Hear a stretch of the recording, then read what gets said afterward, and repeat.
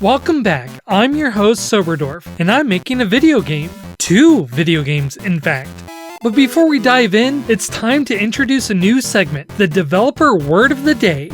Don't just walk the code walk, but also talk the talk. And today's word is scope creep.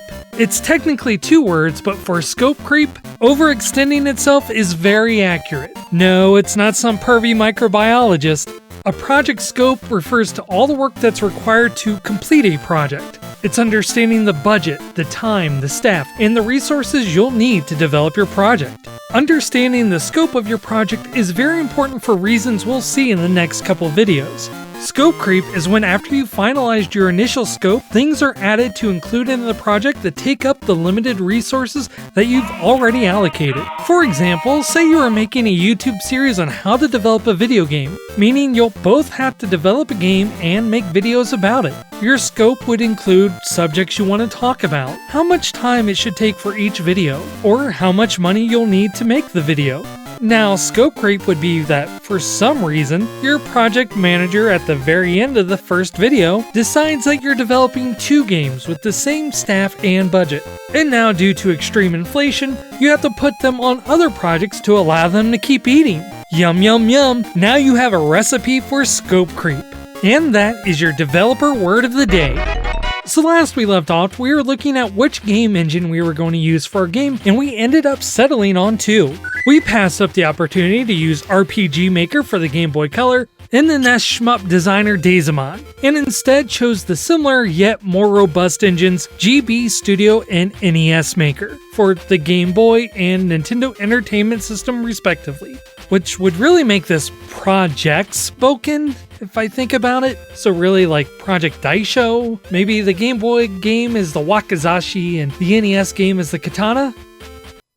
Wow, you know, that actually works. I didn't really plan on that. Moving forward, the goal is this. For the first, we'll say half of the series, we'll primarily be focusing on Game Boy development using the GB Studio.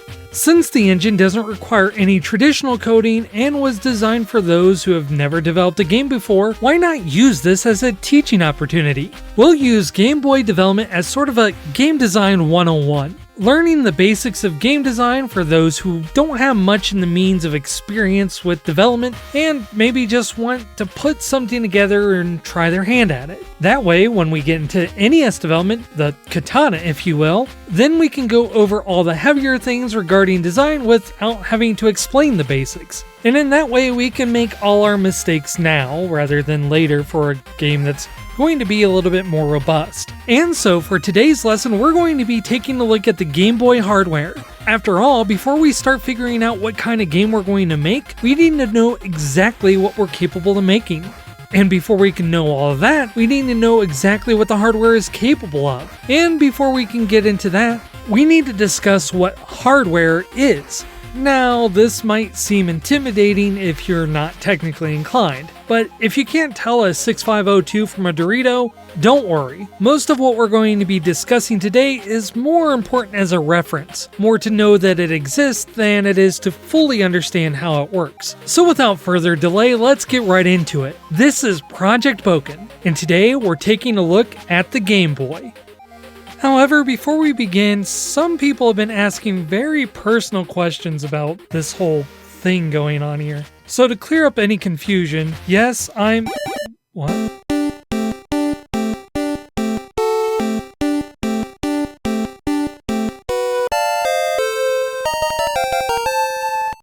Oh my goodness, I turned into a game?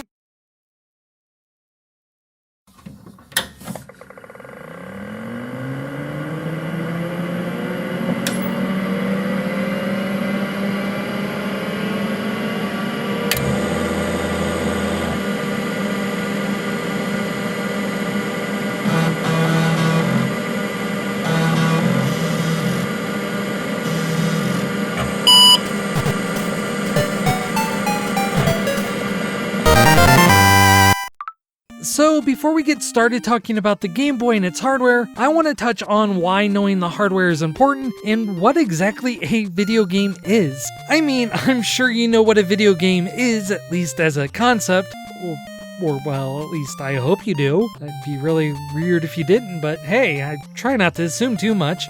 I mean, you know a video game is computer software that we play for entertainment, but what exactly is a video game in a literal sense?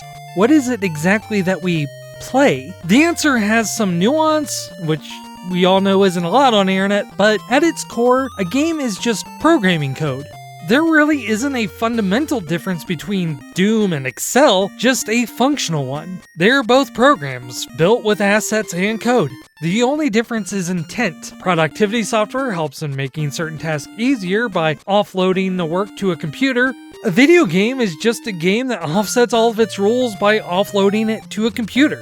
You could, well, at least theoretically anyway, play the entirety of Mega Man 2 frame by frame without the need of a console. All you need to do is follow exactly what happens in the code manually, checking for your own collisions by manually calculating a physical hitbox, moving Mega Man by drawing each frame on a sheet of paper, and having a notebook filled with thousands of variables for the game's current state. Now, it probably wouldn't be nearly as fun, and a full completion would probably take a decade or more off your life, but you certainly could do it. It's just easier to have a computer do it in 1/60th of a second than it would take a human for probably hours to do. But ultimately, the code of a game is just rules, written in such a way that a computer can understand it. Likewise, video game consoles are just computers, built with the intent of playing video game software. But there's nothing stopping you from developing non-games on it. At some point, there was talk of developing software for the NES that allowed you to buy lottery tickets. The Game Boy had not just one, but 2 productivity suites being developed for it. I mean, even the Game Boy camera isn't necessarily just a game, but was basically a predecessor to your phone's camera app. And since these are just computers, they have all the parts you expect a computer to have. First off, it has a central processing unit, or CPU. A CPU is programmed to do basic math, control logic, and send and receive data. This component allows the hardware to know what to do with the game code. For example, you could tell the CPU to add 1 and 1, and it knows that 1 and 1 equals 10. Well, because you know, it's machine language, like 1 and 1, it carries the bit over and it kind of looks like I mean, by itself, that isn't really that useful. I mean, even I can add 1 and 1, but you could make a game out of this. You could ask the CPU to see if a button is pressed on a controller, and if it is, you add 1 to a number called a score. To make the game feel better, you could have the CPU send the sound processing unit data to play a sound every time you pressed a button. You could have that number be compared to a different number, like the most buttons that were pushed in a single game session, or a high score. Suddenly you have an actual competitive game. Not a very good one, mind you. IGN would probably only give it a 6 out of 10, but it's a game nonetheless. And while this is very impressive, the CPU can really only handle a few numbers at a time. So it means as soon as you go to check to see if the high score had been beaten, the CPU is going to forget what your score even was in the first place. And of course, as soon as you press a button, it's going to forget what the high score was. This is where the console's random access memory, or RAM, comes in. Think of RAM as a shelf for data, used to hold onto that data so the CPU can quickly look at, swap, or change. Going back to our button pushing example, the CPU wouldn't just add to your score, but rather it would store that number of RAM at a certain address, and when you push a button, it instead grabs that number from the RAM, adds 1 to it, and puts it back into the RAM. So the CPU is free to do other things, such as compare it to your high score.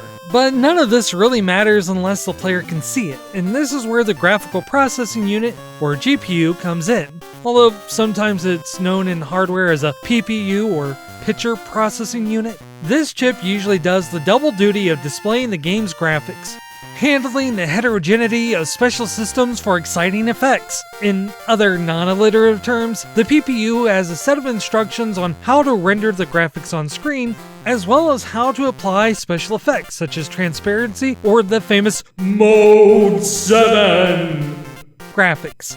The GPU also has its own set of RAM, often to hold the game's graphics as well as to store or manipulate any data before it's sent through the PPU to on-screen.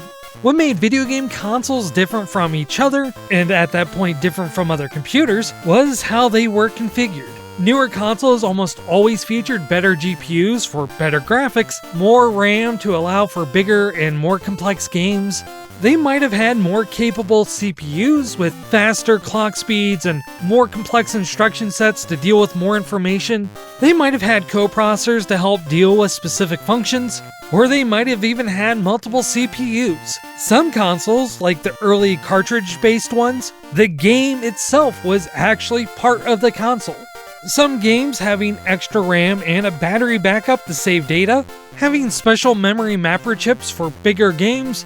Some contain special chips in themselves that allowed the console to do things it normally couldn't. But the biggest difference in hardware between a personal computer and a gaming console was the market itself. Gaming consoles weren't designed to be the most powerful, but rather the most cost-effective. For the company producing the console, for developers utilizing the hardware, and ultimately the consumers that would be purchasing it. The NES at launch was a costly but reasonable $180 in the US, compared to the vastly more capable but also much more expensive Commodore Amiga at $1,300. And because they were produced so cheaply, video game consoles were very limited in what they were capable of. If you weren't designing for those limitations in mind, you would often have games that would look bad, played terribly, and overall wasn't a great experience. But games that took advantage of the hardware and its intricacies and worked with those limitations were often some of the best games at the time. And the console that likely epitomized this design philosophy the most was none other than the venerable Game Boy. So, can I be real with you for a second? Or, well, at least as real as my digital form will allow me. This would be at the point of the video where I would go into the history of the Game Boy, the impact it had on gaming, and what design choices were made that contributed to its success. But, I mean, come on, it's the Game Boy. I don't really need to tell you about it, do I? It was Nintendo's first handheld console, designed by none other than the man called the God of Games himself, Gunpei Yokoi. Do I really have to spend an entire segment talking about the Game Boy and its hardware iteratives that had been part of 14 years of Nintendo's history? All the way from the NES era with the Game Boy original Brick, released back in 1989, all the way until the Game Boy Color was discontinued in 2003, right around when Nintendo was releasing the GameCube. Is it really necessary for me to postulate that the Game Boy was argumentally the most influential in Nintendo's history? Its hardware design undoubtedly influencing every console that Nintendo has developed to this day, surviving and thriving against any attempts to overthrow it, against Sega, Atari, Bandai, while being less powerful than any console stacked against it. The thing was, it didn't need to be powerful. There was a design philosophy that Gunpei Yokoi had popularized when he was at Nintendo as a toy designer. Lateral thinking with withered technology. You might even recall an anecdote that one day on a train ride to work, Mr. Gunpei saw a bored salaryman playing on a calculator to pass time, probably typing 513-8008 and turning it upside down, having a light chuckle to himself as one does. This is where Gunpei Yokoi realized he could use the same technology used to make a calculator and instead turn that into a portable game, leading to the Game & Watch series. Lateral thinking with withered technology, or better translated as seasoned technology, was the philosophy of using old and well-understood hardware and building based on that as opposed to using the latest and greatest hardware. It meant three things. One, that it would be cheap. Moore's Law continues to prove itself, making older components less desirable and therefore more cheaper to produce. Two, it would be cheap, so the ability to manufacture the hardware would decrease in cost as well. And finally, it would be cheap, since the technology was well understood by developers, thus decreasing the need for additional training or hiring on more people. One could argue that when Nintendo was following this design philosophy is when they found most of their successes. But the Game Boy, being a personal project for Gunpei Yokoi, probably epitomized this design philosophy the most. It is by no means an incapable piece of hardware, and we'll see soon that it's arguably more powerful than the NES. Compare that to the Sega Game Gear, which was basically a portable master system that released only a few years later, and outspec the Game Boy in every category except battery life. Yet the Game Boy retains a legacy for a huge library of games and innovative hardware, and the Game Gear is mainly known for its terrible battery life. While Nintendo is happy to laud this approach as a design philosophy that they always supported, don't let them be history revisionist, since initially they weren't too keen on the hardware. Nintendo got into the portable console market in 1989 with the Game Boy. Its internal codename, DMG, or Dot Matrix Game, in reference to its integrated screen. As an internal anecdote, Nintendo employees had little faith in the project, giving it the name the Dame game, Dame meaning lame in Japanese, without knowing that it would sell over 100 million units. Nintendo nearly literally almost said Game Boy, more like lame boy. Thankfully, like almost everything else Nintendo does, they were in the wrong, yet somehow were still successful despite themselves. And so we have one of my favorite consoles. But since we don't have to go into all that, we can dive right in and take a closer look at the hardware. Now, when I mention a Game Boy, I'm not just referring to one version of it like the classic brick, but rather the whole family of hardware revisions leading up to and including the Game Boy Color. Each of these revisions come with their own intricacies, capabilities, and nuances, especially the GBC due to its color screen, but all of them essentially use the same components, with some variations. That's how Nintendo got the Game Boy Color to be backwards compatible with the original Game Boy games because, well, all the hardware is just upgraded versions of the same components. So when we're developing for the Game Boy, we are effectively developing for all this hardware. So what kind of hardware are we looking at? Well, at the heart of the Game Boy, you had the proprietary DMG, or Dot Matrix Game, CPU. Manufactured by Sharp, the DMG CPU was a hybrid of an Intel 8080 and the Zilog Z80, also known as the Zedilog Z80 for those across the pond. These were two venerable processors, nearly a decade and a half old by 1989, but they had been used in the consoles like the ZX Spectrum, the Sega Master System, and hundreds of arcade machines, making them both very well known in game development. This custom version found in the Game Boy also had a few more added tricks for game development. Both the Game Boy and the Game Boy Color used this chip, though the GBC version had been clocked twice as fast as its monochrome predecessor. To help manage all the variables, the Game Boy includes 8 kilobytes of RAM. Now, that doesn't seem like a lot until you realize this is quadruple of what you had on the NES. The Game Boy Color would quadruple that amount again to an incredible 32 kilobytes of RAM. All versions of the hardware would use the same chip for sound and music, a programmable sound generator also manufactured by Sharp. This is different than music and sounds that you would find in modern games, which is basically just recorded files that are played. It even predates when consoles and computers would use FM synthesizers. A programmable sound generator is a chip that makes sound by making very basic waves and allowing you to alter their pitch, tone, volume, and maybe a few other things. PSGs would use a concept called channels, which determined how many sounds could play simultaneously, as well as the kind of sound that those channels would make. We'll get in more detail about this when we talk about developing music, but for now, all we need to know is that the Game Boy's PSG had 4 channels, 2 square waves that sound like this,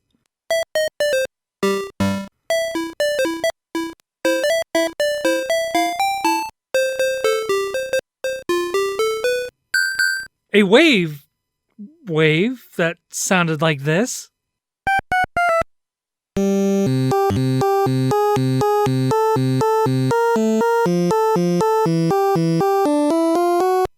and one noise generator, which made a wave, but it was more like an ocean wave, mainly used for percussion.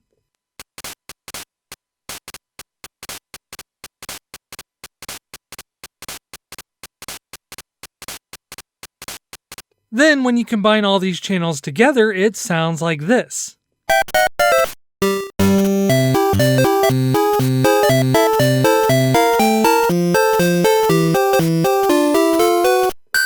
I like how the Game Boy's PSG sounds, subjectively of course, but it sounds a tad richer and fuller, likely due to the fact that the Game Boy could output in stereo, well, when you use headphones anyway.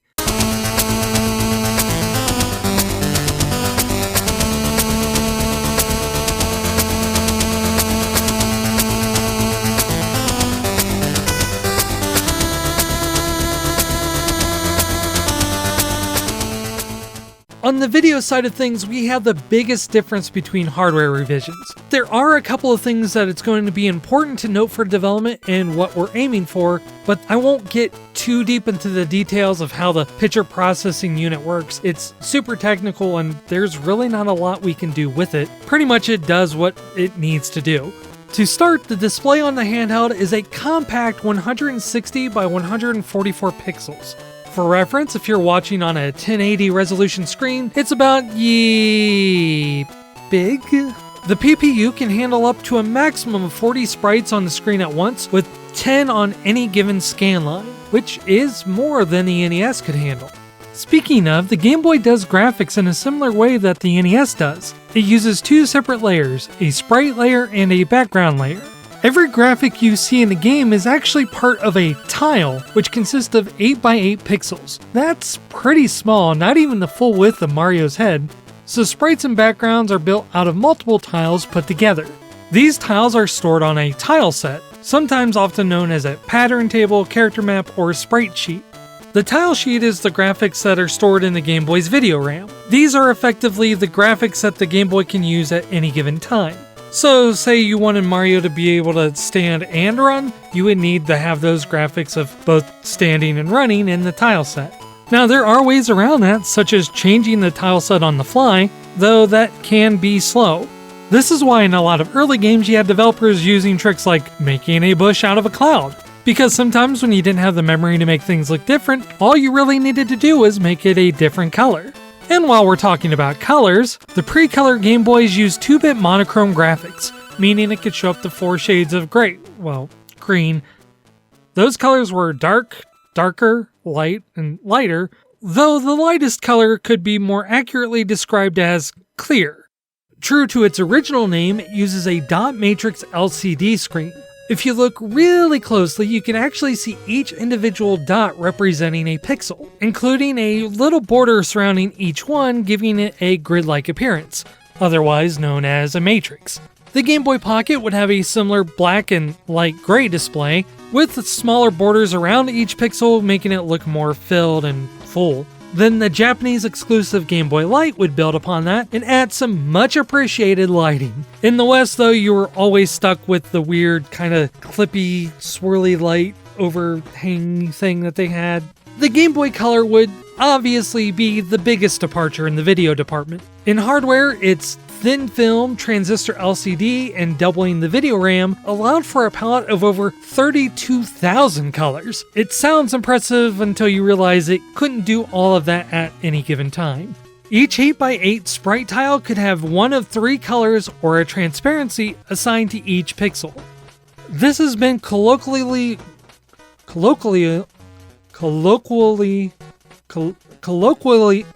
this has been generally known as a palette. Each background tile could have a palette of 4 colors, since you really didn't need the transparency. The GBC could hold up to 16 palettes in memory at a time, 8 for the sprites and 8 for the background, allowing up to a maximum of 56 colors on the screen at once without any special programming tricks.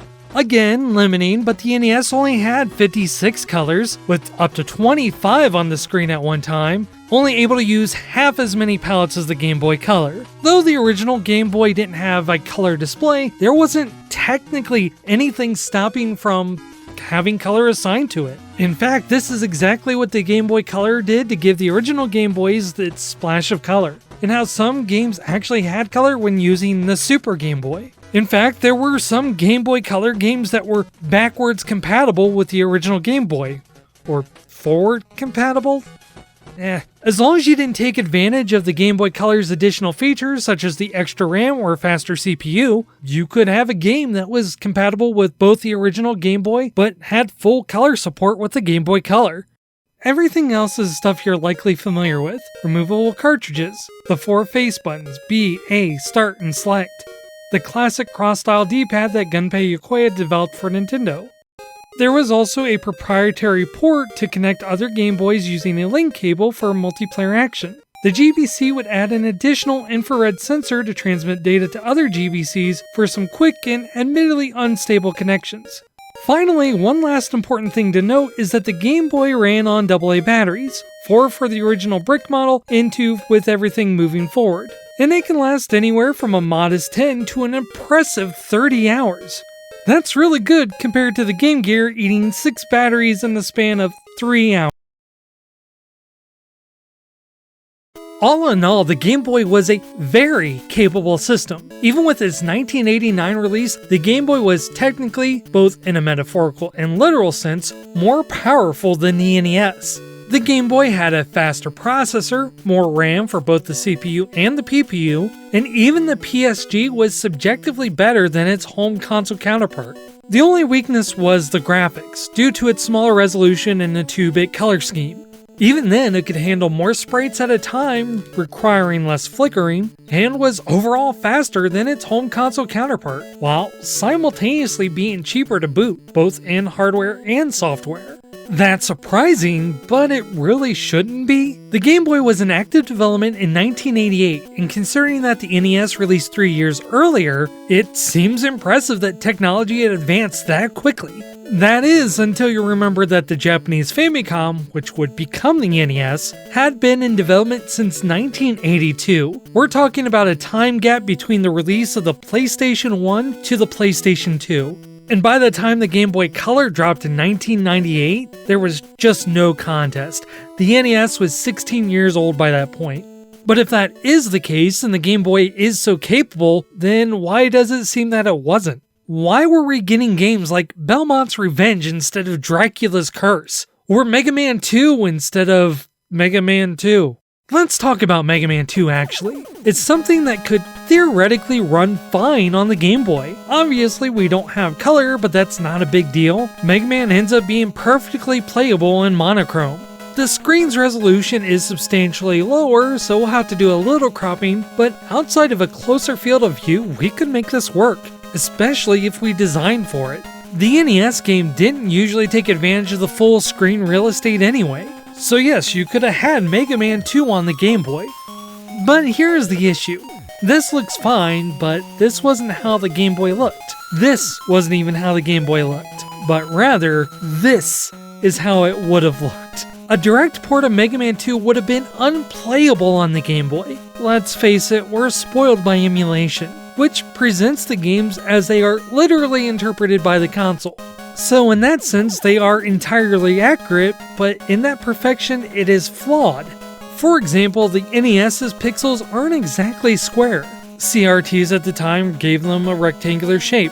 And for that matter, pixels weren't always seen as clear or sharp, but rather some games designed their artwork around the blurring effect of CRTs. Obviously, the Game Boy didn't use a CRT, but the screen came with its own special set of issues. The Game Boy used what was called a passive matrix super twisted pneumatic dot matrix liquid crystal display. That's a whole lot of words, and I'm not gonna explain any of them. Like, listen, I'm a game designer, I'm not an engineer.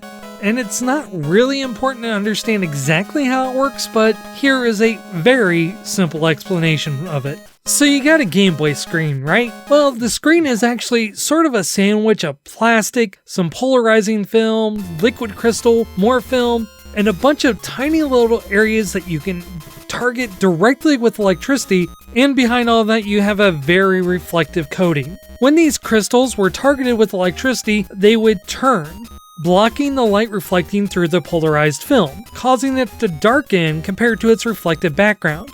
The more power supplied, the more it turned, the more light that was blocked, and the darker the pixel. This was a pretty ingenious system that allowed the Game Boy's 4 batteries to last up to 20 hours, as opposed to... Listen, Game Gear, I'm sorry, I love you. You're a very interesting piece of technology. But you seriously cost so much in batteries. I was a poor kid, I didn't have an allowance. The LCD of the Game Boy also had some issues. Because the screen was passive, anything beyond optimal lighting conditions meant the screen was hard to see. Even if you had light, the screen being plastic, as in reflective, as well as the reflective backing, light at the wrong angle could have been a problem too. You did have a contrast control, which I think slightly modified the electrical output of the Game Boy so you can make it more or less sensitive, but otherwise you just had to deal with what you could see, which was sometimes nothing. But another problem is that while the liquid crystal was fast, it wasn't instant. So lighting up a pixel by turning it off would often take more than the 0.06 seconds in a frame. This led to some noticeable ghosting. So in motion, something that looks perfectly acceptable in the NES or even in Game Boy emulation might as well look as if it was made by a YouTuber trying to review a new Nintendo game and applying a blur filter to get around the content ID match. Combined with the viewing angles and the contrast, details of the UI could be obscured, or an enemy projectile could get lost and hit you with no warning, or your game would just be a slurry of unplayable graphics. The solution to this, at least from the developer side, let's slow it down. Let's slow it way down. And use less detail than their console counterparts. Slower games meant that ghosting wasn't as obvious. Less detailed backgrounds meant that enemies and their attacks were less likely to be lost. Making the games less punishing meant that less precision was required, and the gameplay was often simplified as a result. All of these were smart design choices, but all this, combined with the lack of color, definitely gave the impression that these games were often worse, or at least more minimalistic, compared to the NES. Simply put, you had to work around these limitations, and you had to design your game from the beginning to account for them. But sometimes you could make these limitations do things like this. This is Batman Return of the Joker for the Game Boy, which isn't an amazing game by any means. You might notice this weird flickering, but if we consider that little bit of ghosting, well, look at that, you get a nice transparency effect. Something that the Game Boy itself was incapable of doing naturally. It's not at all surprising this is a Sunsoft game, by the way. Once we get into the development, especially the NES development, we're going to be hearing that name a lot. This is what I mean when I say it's important to learn about the hardware. Specs like processor speed, the amount of RAM you have, the amount of CPU cycles that you have while the DMG is still in its V-blank state before you need to set sprite 0. All that stuff is interesting and it's important, but it's relevant when it's relevant. Since we're using a game engine, most of that won't be. Our ability to optimize the code or customize the engine is at best minimal. In this case, the specs here would have been misleading, since the screen would prevent us from making something as fast or as detailed as we would be led to believe. How fast our screen moves, how busy our screen is, how big we make our sprites, all that's relevant. And what might look great through emulation could be absolutely unplayable on actual hardware if we don't account for that screen. But there are other considerations as well. The Game Boy was a portable device, meant more for quick pick-up and play experiences similar to a mobile phone. Does that mean we design our game around the 10 to 30 minute bus rides and bathroom breaks? If we wanted to make a fighting game, would it work well on the hardware, or do the 2 face buttons limit our options? Is a fighting game even a good idea if it doesn't have an easily accessible multiplayer option? On that note, what version of the Game Boy do we develop for? We've mainly taken the brick into consideration, but the Game Boy Pocket had a better version of a screen that had less ghosting and better contrast. The Japanese exclusive Game Boy Light made lighting a non-issue, and while the Game Boy Color didn't have a backlight, it did have minimal ghosting, a lot more RAM, and, color. So do we develop for the brick, or do we play it loud? Or neither? I mean, all things considered, it's likely most people are going to be playing this through emulation, not original hardware. And in that case, do we just make it look better, move faster, make the controls tighter, make the difficulty a little bit more difficult, since a lot of the issues with the Game Boy are solved by emulation? Do we make the assumption that players are going to have access to save states? Or do we just pretend none of that exists and we party like it's 1989? Leaning heavily on the aesthetics of the green of the original brick. The thing is, there isn't really a correct answer. Game design isn't a set of rules. It's not about doing what's best. Doing what's optimal often leads to a pretty boring game. Instead, it's about knowing what you want and making everything work towards that. If we're wanting to lean heavily on the aesthetics of the original Game Boy, why not design a game that is slower? Something that requires you to think and take your time. This also informs everything from our sprite work to our level design. It's making sure that all your ideas work off of each other. All this applies to any game, any engine, any console, even if there are no limitations or the limitations are just arbitrary. Ultimately, it's up to you.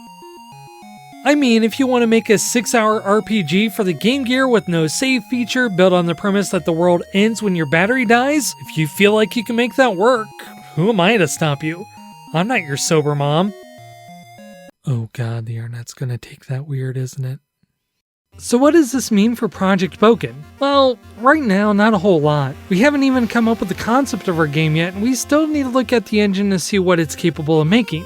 However, I can't just spend a whole episode talking about and not have anything to tell you, especially considering I'm like 6 scripts ahead of you right now, and I already know the direction I want to take the game, so we'll break kayfabe for a moment and give you a little preview, though without any spoilers for the actual game itself, obviously. Not surprising anyone, but I'll be aiming for the original Game Boy aesthetic. It looks cool, I have fond memories of the brick, and come on, if you're making a Game Boy game, you gotta make a Game Boy game. I know that realistically, there aren't too many people yearning to break out a 30-year-old handheld to play my game, and I'm not entirely sure if GB Studio allows us to do that anyway, at least not yet. But I really enjoy those limitations, and it will help in future projects to think like a dev back in the day. However, let's make it a little bit more interesting. Remember earlier when I mentioned that some games could be compatible for both the OGB, but also have some color with the GBC? Why not take advantage of that? Nothing that color would be required, obviously, but perhaps a little nice splash to give it an artistic flair. In fact, this gives me a few interesting ideas, not just about the art aesthetic, but the kind of game I'm wanting to create. But we're getting ahead of ourselves, and we're just going to keep this in the back of our mind for now.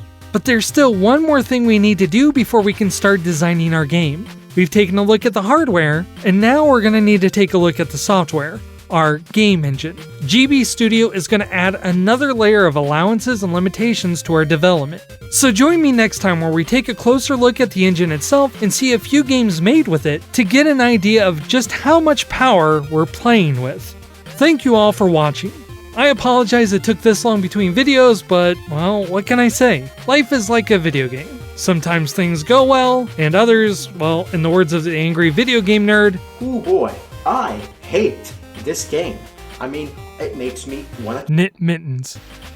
But you know what doesn't? All the wonderful people who continue to support the channel. Thank you everyone for your patience, your understanding, and your generosity. I am entirely undeserving of it, but also deeply appreciative of those who supported me through the years. I don't know how long it'll be before the next time, but until we meet again, this is SoberDwarf reminding you that gaining experience builds character.